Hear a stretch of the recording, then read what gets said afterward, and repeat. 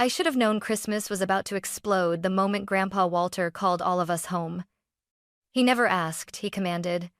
And this time, his voice carried a strange, shaky weight that made my stomach twist. When I walked into his old Montana cabin, everyone was already bickering. Dad complaining about the roads, Aunt Linda scrolling on her phone, Uncle Bruce asking where the real gifts were. I barely had time to take off my coat before Grandpa handed each of us a white envelope, silent, deliberate, like he was dealing cards in a game none of us understood. Inside mine was a check for $5 million. Crisp, heavy, perfectly official. Everyone burst out laughing. Fake, Dad barked. Cute prank, Grandpa, Aunt Linda snorted. But Grandpa didn't look at them. He looked straight at me, and that haunting look told me one thing. This was no joke. The room fell into a weird, uncomfortable silence after the laughter died down. Everyone kept waving their checks like cheap paper props, everyone except me. I held mine carefully, pressing the edges between my fingers as if it might crumble. Dad leaned back in his chair, smirking. $5 million, Hannah. Come on, even you can't be naive enough to fall for that. I swallowed hard. Dad, what if he's serious? Aunt Linda snorted so loud it echoed off the wooden walls. Sweetheart, your grandpa once tried to pay a plumber with a bag of quarters. The man is old. He's confused. But Grandpa Walter didn't look confused. He just sat there, hands folded over his cane, eyes fixed on each of us like he was memorizing our reactions. Uncle Bruce held his check to the light. Looks legit. But so do the ones in those prank YouTube videos. Dude, this is hilarious. Stop it, I snapped before I realized I'd said it out loud. Every head turned toward me. Grandpa's eyes softened.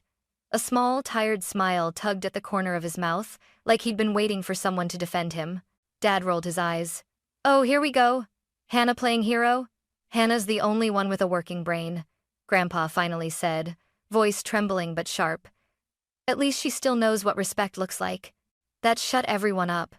He pushed himself up from his chair, slow, shaky, but determined. You all think I'm losing my mind. Maybe that tells me more about you than it does about me.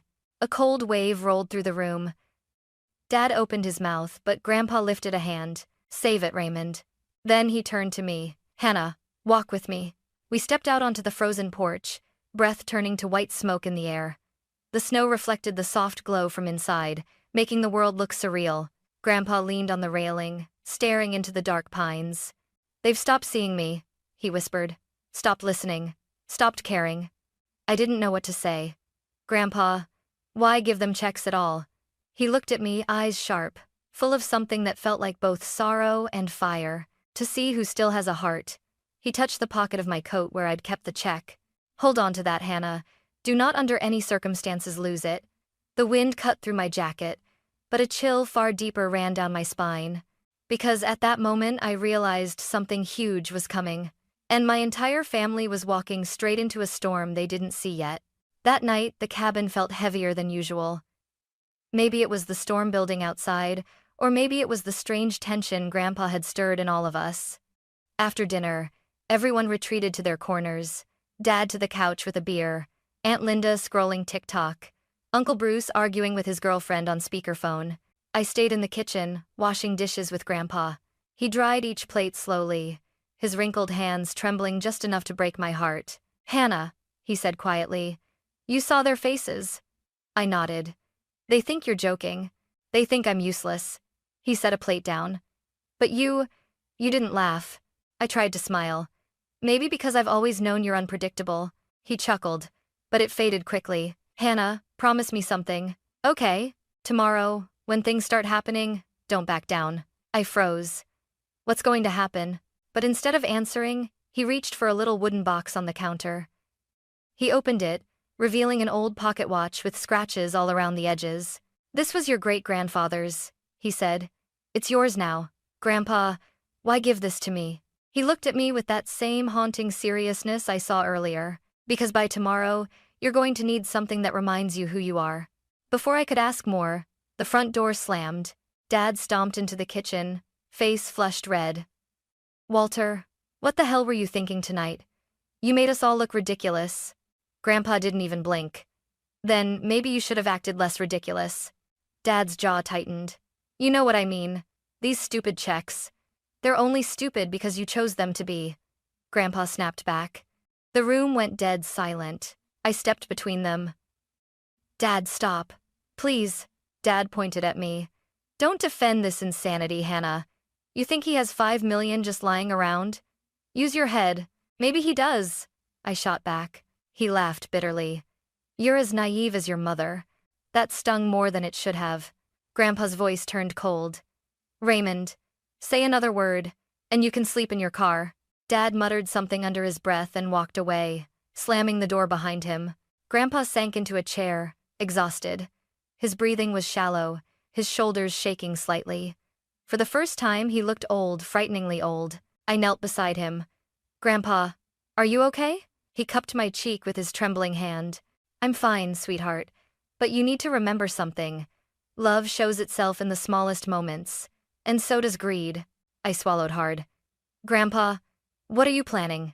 He smiled faintly. Not planning, Hannah. Revealing. Revealing what? The truth about this family. Outside, thunder rumbled softly in the distance. Inside, the cabin lights flickered as if the house itself sensed something coming. Grandpa stood slowly and whispered, Get some rest, Hannah. Tomorrow, everything changes. And just like that, he shuffled off to bed, leaving me alone with a fear I couldn't explain, and a check in my pocket that suddenly felt like a ticking bomb. I barely slept that night. Grandpa's warning kept replaying in my head, every word tightening like a knot in my chest. By sunrise, the cabin was silent, too silent. Everyone else was still asleep or pretending to be. I slipped my coat on, tucked the check carefully into my pocket, and stepped outside into the biting Montana cold. The sky was pale pink, the kind that always made Grandpa say, "Storm's coming." I didn't know if he meant the weather or my family. The drive to the bank felt unreal. My hands trembled on the steering wheel the whole way. The check felt heavier than paper, more like a secret. When I finally walked into the Willow Ridge Community Bank, my boots left little puddles of melted snow on the polished floor. A young teller wearing braces smiled at me. Hi, how can I help you today? I slid the envelope toward her. I'd like to deposit this. I'd like to deposit this. She opened it. Her smile vanished. She blinked. Once, twice. Then her face drained of color. This is... She swallowed hard. One moment, please. I need my manager. My stomach dropped. Within seconds, a man in a gray suit, mid-50s, stiff posture appeared. I'm Mr. Harris, the branch manager. May I take a look? He examined the check so carefully you'd think it was radioactive. His eyebrows scrunched. He held it up to the light, checked the watermark, the signature, the routing number, everything. Then he looked up at me. Expression completely different from the polite bank facade people always wear. Miss, could you step into my office? My heart nearly exploded out of my chest. What's wrong? Is it fake? He didn't answer. Inside his office, he closed the blinds, sat across from me, and lowered his voice. This check is real. I stared at him. I'm sorry, what? Authentic. Verified. The account at First Montana Trust Bank holds the full $5 million. Miss. He leaned forward. This is not a joke. I felt the world tilt sideways. He continued. We will place a temporary hold due to the amount, but once cleared, the funds will appear in your account within a few days. My throat went dry. Grandpa wasn't joking. Mr. Harris softened his tone. Whoever wrote this wants you to have it. My hands were shaking so badly I had to grip the chair. Can I get a receipt? Absolutely. He printed it, slid it toward me like it was sacred. I stared at the numbers. $5 million. Pending deposit. My eyes filled with tears I didn't even feel coming. Suddenly, my phone buzzed, Dad. Then Aunt Linda. Then Uncle Bruce. Call after call. Text after text. How did you get to the bank this early? What did you do? Did you seriously try to cash that? I backed away from the buzzing phone as if it were a live grenade. Mr. Harris looked concerned. Is everything all right? No, it wasn't. Because deep in my gut, I realized the truth. The second my family found out this check was real, they would come for me. All of them. And Grandpa knew it. By the time I stepped out of the bank, the sky had gone from pale pink to a sharp, metallic gray. The wind sliced across my face, But it wasn't the cold that made me shiver, it was the 27 missed calls lighting up my screen. The first one came in before I even reached the car. Dad. Calling. I hesitated, then swiped to answer. Dad didn't even say hello. Tell me you didn't actually deposit that stupid check. My breath fogged the air. Dad, it's real. Silence. A long, deadly silence. Then, what? It's real, I repeated. The bank verified it. They said, Grandpa. I don't care what they said. Dad yelled. Do you have any idea how insane you look? Give me the receipt. I want a picture. Now. I pulled the phone away from my ear. Why? So you can post it in the family group chat to brag or to start a war? Hannah, don't get smart with me, he snapped. Just send it. No. The line went dead. I hadn't even taken 2 steps before it buzzed again. Aunt Linda. Hannah, sweetie, she said, her voice sugar-coated poison. Listen, honey, your grandpa wasn't thinking straight. That money should be divided fairly. You understand, right? I haven't even received the funds yet. But you will, she hissed. And when you do, we expect you to handle it like an adult. Meaning, you don't keep it for yourself. I clenched my jaw. Meaning, I give it to all of you? Obviously. I hung up.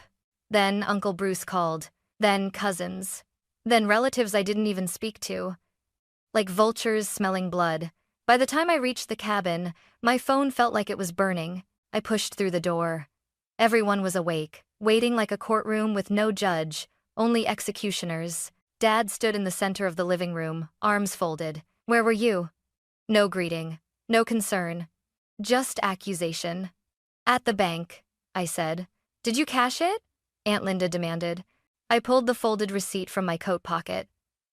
Their eyes snapped to it like magnets. Dad lunged forward. Give me that. I stepped back. No. Hannah! He barked, voice cracking. That money belongs to this family. Funny, I said. None of you thought it belonged to the family last night when you were laughing in Grandpa's face. The room erupted. Aunt Linda. Don't twist this. Uncle Bruce. You manipulated him. Dad, he's old, Hannah. You took advantage. Cousin Megan. You owe us. It was like being trapped inside a hurricane made of teeth. I shouted over them. You all threw your checks away. Dad slammed his fist on the table. Because they were obviously fake. Then why am I suddenly the villain now that it's real? I demanded. Nobody answered. Then Grandpa's door creaked open. He stepped out slowly, gripping his cane, eyes burning with a fire I had never seen before. That's enough. The room froze. Grandpa pointed at them one by one. All of you laughed. All of you mocked me. All of you threw away what you didn't deserve. Dad opened his mouth, but Grandpa cut him off with a roar that filled the cabin. But she didn't. He turned to me. Hannah kept hers. Hannah had faith. Hannah still sees me. My throat tightened. Grandpa took a deep breath, voice trembling but fierce. And now the truth begins. Everyone exchanged confused glances. Dad frowned. What truth? Grandpa leaned heavily on his cane. The truth, he said, about who this family really is. And in that moment, I realized something terrifying. This wasn't the end of the storm. It was only the first crack of thunder. Grandpa didn't come down for breakfast the next morning. At first, I thought he was just tired from last night's chaos, my family screaming, accusing, tearing into each other like wolves. But the quiet, it felt wrong. Too still. Too hollow. I walked to his room and knocked softly. Grandpa? It's me. No answer. I pushed the door open. He was lying there peacefully, hands folded over his chest, eyes closed as if he'd just drifted into sleep. But the moment I touched his hand, the truth punched the air from my lungs, cold. Still. Gone. I dropped to my knees. Grandpa. No, please, Grandpa. Wake up, please. My voice broke, shattering in the quiet room. Hot tears spilled down my cheeks as I shook him gently, desperately, stupidly hoping he'd stir. He didn't. I don't remember calling 911. I don't remember the paramedics' voices. I only remember Dad standing in the doorway, arms crossed, saying, So, what happens to the money now? I spun around. He's dead, Dad. He didn't flinch. And he still had assets. We need to know what— Shut up! I screamed. Shut up, shut up, shut up! Shut up! The paramedics had to pull me away. 3 days later, snow smothered the town in white silence as Grandpa's coffin was lowered into the ground. I sobbed so hard I could barely breathe. My family didn't shed a single tear. Aunt Linda whispered to Dad, not bothering to hide it. Do you think she already moved the money to a hidden account? Dad muttered back. She's always been manipulative. She probably twisted him around her finger. Uncle Bruce scoffed. Old man was losing it. She took advantage. I turned around, voice trembling with rage. Say it again. Bruce raised his hands mockingly. Oh, look. The princess is angry. I lunged at him. Someone grabbed my arms, because in that moment I hated them. Every single one of them. After the burial, Grandpa's attorney, Mr. Cole Harrington, summoned us to a small meeting room in the funeral home. Thank you for coming, he said gently. Walter prepared a formal statement and final instructions. Dad leaned forward, eager like a gambler waiting for lottery numbers. Mr. Harrington opened a leather folder. Walter transferred exactly $5 million into a private trust before Christmas. He then issued a check for the full amount to each member of this family. Everyone stiffened, he continued. But there was only one active account. Only the first check deposited would receive the funds. All others would bounce. Aunt Linda gasped. He tricked us? Mr. Harrington looked up. He tested you. Tested what? Dad barked. The attorney's voice turned cold. Your character. Then he turned to me, Hannah. Records show that you were the first and only person who attempted to deposit the check. No way! Dad exploded. She manipulated him. Aunt Linda shrieked. She planned this, Uncle Bruce yelled. Mr. Harrington raised a hand. Walter anticipated this reaction. He left something specifically for Hannah. He slid a sealed envelope across the table toward me. The front read, for Hannah. Only her. My hands trembled as I opened it. Inside was a handwritten letter. I unfolded it slowly, and Grandpa's voice filled the room. My dearest Hannah, if you're reading this, then I have already left this world to join your grandmother. Don't cry for me, sweetheart. I lived proudly, and I left on my own terms. The money was never meant to be shared. It was meant to reveal the truth. I knew they would laugh. I knew they would mock me. I knew they would throw those checks away without a second thought. But you held on to yours. You saw me. You respected me. You believed in me the way no one else did. That's why the $5 million belongs to you, and only you. Do not give them a single dime. Not even one. Live for yourself now, Hannah. They've taken enough from you, and remember this. Greed exposes people faster than truth ever could. With all my love, Grandpa Walter. My chest collapsed. Tears blurred the words. When I looked up, the entire room was staring at me with pure hatred. Dad slammed his fist on the table. This isn't over. Mr. Harrington spoke sharply. It is over, legally and permanently. But the way my family glared at me, I knew. This was just the beginning of a new war. I thought burying Grandpa would be the worst day of my life. I was wrong, because the next morning, my phone exploded with notifications, hundreds of them. Mentions, tags, posts, comments, and every single one had my name in it. Dad had posted a long Facebook status. My daughter manipulated my elderly father into signing over his entire savings. She took advantage of a confused old man. Please pray for us as we seek justice. Aunt Linda shared it within minutes. She stole from the whole family. Uncle Bruce added, we won't let greed destroy us. Court will decide. They posted pictures of Grandpa, pictures of him looking tired, frail, caught in unflattering angles, and wrote captions like, he wasn't mentally well. She exploited him. My heart sank into my stomach. People I barely knew were commenting, how could you? Evil. Give the money back, thief. If the money back, thief. Shameful. I slammed my laptop shut, trembling. That's when a loud knock shook my door. Bam, bam, bam. Open up! Dad's voice roared from outside. I froze. Hannah, we know you're in there. Aunt Linda screeched. I opened the door just an inch. Dad shoved it wider. Give us the trust documents, now. What documents? I backed away. The ones Grandpa gave you, Aunt Linda demanded. I only have the letter. Uncle Bruce laughed sharply. Oh, how convenient. She only has the letter. Dad's eyes were wild. We've contacted a lawyer. You will not get away with this. A lawyer? I whispered. You're suing me?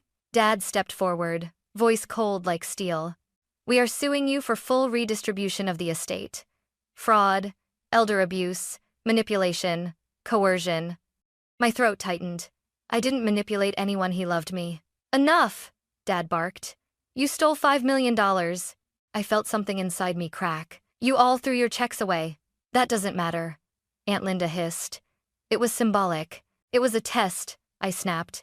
And all of you failed. Dad's face twisted with rage. Oh, we'll see who fails in court. They stormed off. I sank onto the floor, shaking so hard I could barely breathe. 3 days later, a thick envelope arrived. Gold seal, heavy paper, summons to court. My name in bold. My family listed as plaintiffs. Charges: fraudulent misappropriation of inheritance, exploitation of a vulnerable elder, coercion, intentional emotional harm, demand for redistribution of assets. I felt the world tilt. Dad had actually signed his name at the bottom. So did Aunt Linda, Uncle Bruce, my cousins. My entire bloodline was suing me. The next few weeks were a nightmare. At the grocery store, people whispered. At work, co-workers avoided me. A parent actually approached my desk and said, "Are you the girl who stole money from her dying grandfather?" I went home that day and sobbed on the kitchen floor until my throat burned. That was the moment I realized I couldn't fight this alone. I grabbed my phone and dialed the one person Grandpa always trusted, Attorney Cole Harrington, the man who handled the will. He picked up on the second ring. "Hannah?" My voice cracked. "They're suing me." "I know," he said quietly. "They contacted my office." I swallowed hard. "What do I do?" He exhaled slowly. "You do what your grandfather knew you would do." "What's that?" "Fight." He paused. "And this time, Hannah, I'm fighting with you." We met the next morning in his office overlooking downtown. He had already stacked a pile of documents on the table. "Your grandfather left more than money," Cole said. "He left evidence." He opened a folder. Inside were Grandpa's medical evaluations stating full cognitive clarity, video recordings from inside the cabin, Grandpa's voice messages, signed trust documents, a notarized statement. My mental state is sound. My decisions are intentional. I gasped. He planned this. Cole nodded. He knew exactly what he was revealing. My hands shook as he placed a final document in front of me, a short video. Grandpa, sitting in his armchair, speaking to the camera. "If they turn on her, protect her. She is the only one left who remembers what family means." Tears streamed down my cheeks. Cole's voice was steady. "Hannah, your grandfather armed you with the truth. And your family?" He leaned back, eyes sharp. "They just armed themselves with lies." He closed the folder with a soft, final thud. Time to take them down. The courthouse felt colder than the Montana winter outside. I stood there, gripping the file Cole gave me, my palms damp with sweat. My entire family, blood relatives who once claimed to love me, sat together on the opposite side of the room, like a united front of hatred. Dad wouldn't even look at me. Aunt Linda glared with a smirk of triumph. Uncle Bruce cracked his knuckles, whispering something to his lawyer. I wasn't Hannah the granddaughter anymore. I was the enemy. Cole leaned toward me. "You're going to be okay," he whispered. I wasn't sure I believed him. The judge entered. Everyone rose, and then the nightmare began. Dad's attorney, a slick man with greased-back hair, stood up. "Your Honor," he announced, "this is a case of elder exploitation.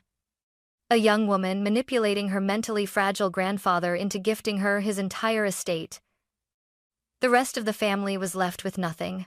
Dad nodded dramatically, even dabbing his eyes with a tissue. Fake tears. I almost gagged. The lawyer continued. "Hannah Preston isolated Walter, influenced him, and coerced him into signing away $5 million. We demand the court invalidate the check and redistribute the estate fairly." He looked at me like I was trash. When confronted, the defendant refused to share any portion of the inheritance, proving malicious intent. Dad suddenly shouted, "She stole from us!" "Order!" the judge barked. Then Aunt Linda took the stand. "She tricked him," she sobbed dramatically. "He wasn't well. He forgot birthdays, forgot appointments. He even thought it was Thanksgiving in July." I clenched my fists. That never happened. She was making it up. Uncle Bruce followed. Hannah always manipulated him. He trusted her too much. She took advantage. Cousin Megan. She bragged about being closer to Grandpa. She planned this. Every lie felt like a slap. By the time they were done, I wasn't a granddaughter anymore, I was a monster. When it was our turn, Cole rose slowly, calmly, like a wolf ready to rip throats. "Your Honor," he began, "the plaintiffs have offered nothing except accusations, exaggerations, and emotional theatrics. We will now present facts." He handed the judge a folder. Exhibit A. Medical evaluations confirming that Walter Preston was fully lucid, cognitively stable, and legally competent. Aunt Linda's face dropped. Exhibit B. A notarized statement from Walter, written before Christmas, verifying his mental clarity and intention to distribute his assets through one active account. Dad stiffened. Exhibit C. Home security footage. Cole played a clip on the screen. There they were, my family mocking Grandpa, ripping their checks, laughing in his face. The room fell silent. Another clip. Grandpa speaking privately in the kitchen. He said clearly, "They don't see me anymore, but Hannah still does. She's the only one left with a heart." My eyes filled with tears. Gasps filled the courtroom. Dad's jaw clenched. Aunt Linda whispered, "Oh my God." Cole wasn't done. Exhibit D. A video recorded by Walter himself. He pressed play. Grandpa appeared on screen, frail but fierce. "If you are watching this, it means they have turned against Hannah. I was not manipulated. I made a deliberate choice. The $5 million belongs to her, no one else." My breath caught. Even the judge looked shaken. Cole turned to the plaintiffs. "Any questions?" They had none. The courtroom held its breath as the judge read her ruling.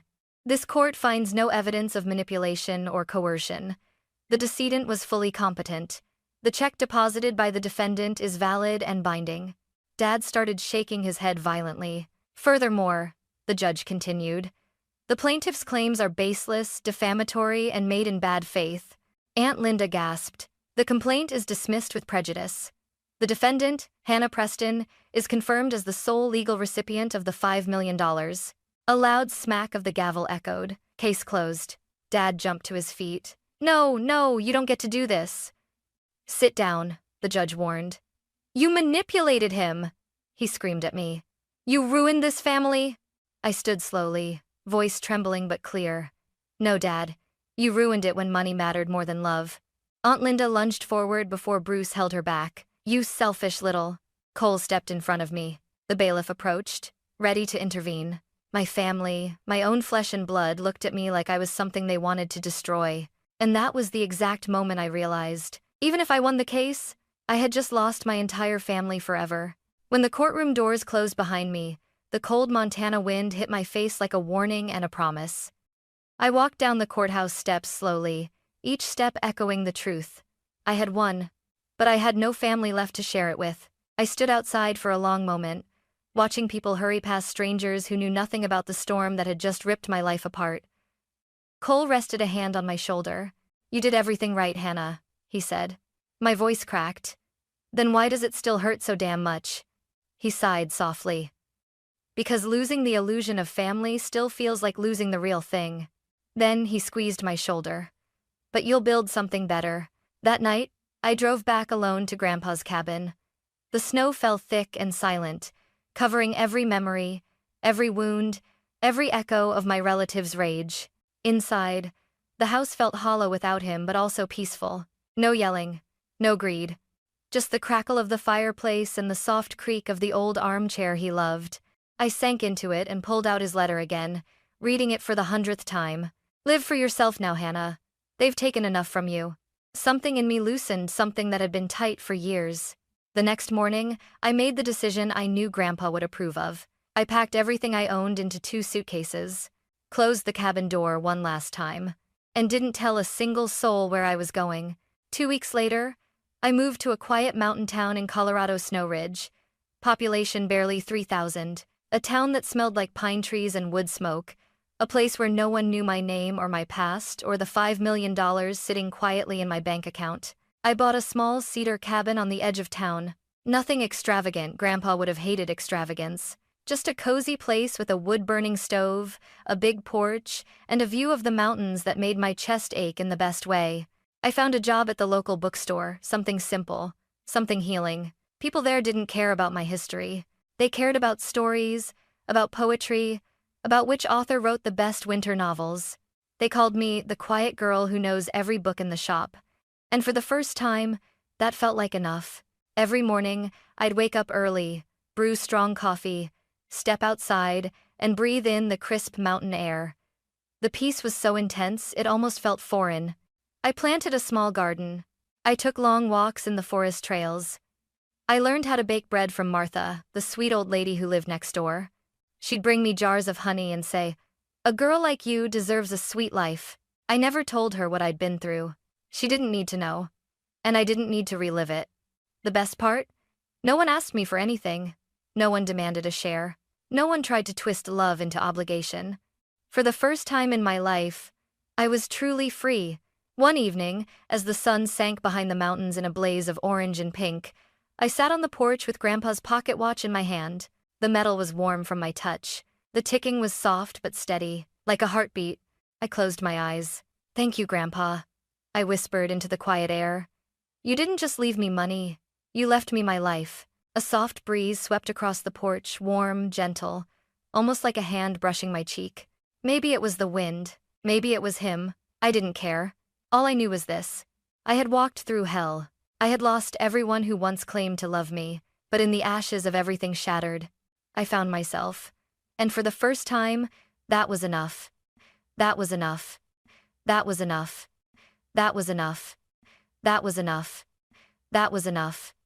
That was enough. That was enough. That was enough. That was enough. That was enough. That was enough. That was enough. That was enough. That was enough. That was enough. That was enough. That was